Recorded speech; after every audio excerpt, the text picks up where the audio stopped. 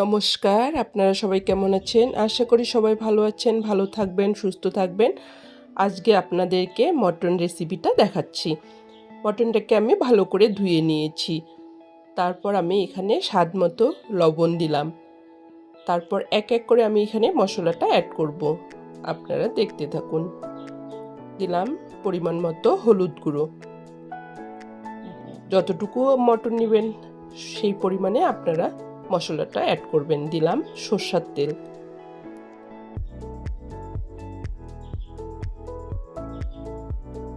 তারপর আমি এখানে অ্যাড করলাম পেঁয়াজ কুচি করে রেখেছি, পেঁয়াজ কুচিটা দিলাম।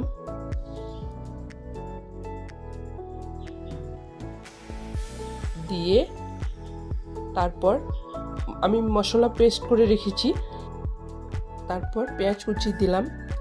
সম্পূর্ণ হয়ে গেল। এখন আমি এখানে পরিমাণ মতো 1 চামচ টক দই দিলাম। টক দই দিলে একটা অন্যরকম কালারটাই অন্যরকম হয়, টেস্ট অন্যরকম হয়, আপনারা দেখবেন।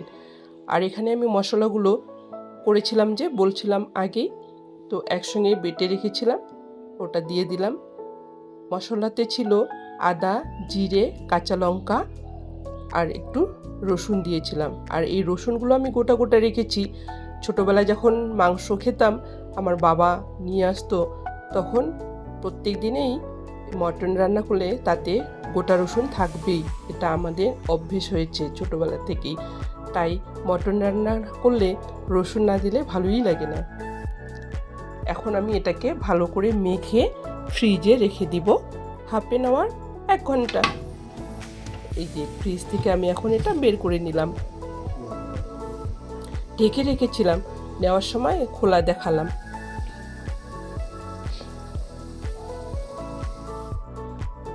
আমি কড়াইতে তেল দিলাম, তেলটা আমার গরম হয়েছে। এখানে আমি তেজপাতা আর গোটা জিরে সম্বাস দিব। এই যে গোটা জিরে দিয়ে দিলাম।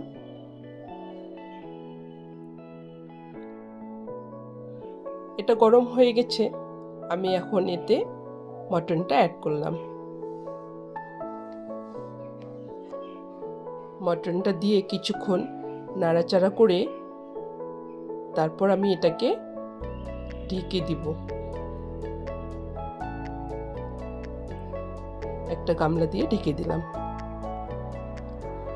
তারপর আমি রসুনটা অ্যাড করে নিলাম, একটু পরেই দিলাম, মটন তো নইলে রসুনটা খুলে যাবে, তাই গোটা গোটা থাকবে না।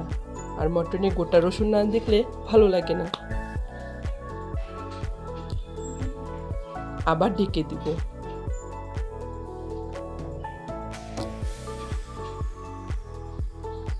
মটনকে ঢেকে ঢেকে রান্না করতে হবে, প্রেসারে করব না আমি। তাই আমি এখানে এখন অ্যাড করলাম শুকনো লঙ্কার গুঁড়ো, কালারটা হওয়ার জন্য, সুন্দর একটা কালার আসে, তাই শুকনো লঙ্কা একটু অ্যাড করলাম। আমি তো কাঁচা লঙ্কা দিয়েছি আগে বেটে।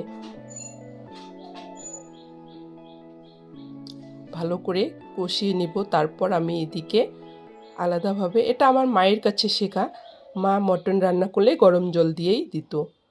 জলটা গরম হয়েছে, এদিকে আমার মটন কষাটাও হয়েছে। দেখুন মটনের থেকে তেল ছেড়ে দিয়েছে, খুব সুন্দর একটা কালার। আমি কিন্তু ফিল্টার অ্যাড করিনি এখানে, দেখুন। তো আমি পরিমাণ মতো জল দিলাম। মটনটা আমি কষা করব না, একটু ঝোল ঝোল করব। মটন কষা ভালো লাগে না, একটু ঝোল না থাকলে মটন ভালো লাগে না, তাই আমি একটু গ্রেভি রেখে দেব। এখন এটাকে দিয়ে আমি আবার ঢেকে দেব। জলের পরিমাণটা দেখিয়ে দিলাম। এই যে আমার মটন রান্না হয়ে গেছে, দেখুন খুব সুন্দর একটা কালার এসছে। তো আপনারাও এভাবে রান্না করবেন ভালো লাগলে।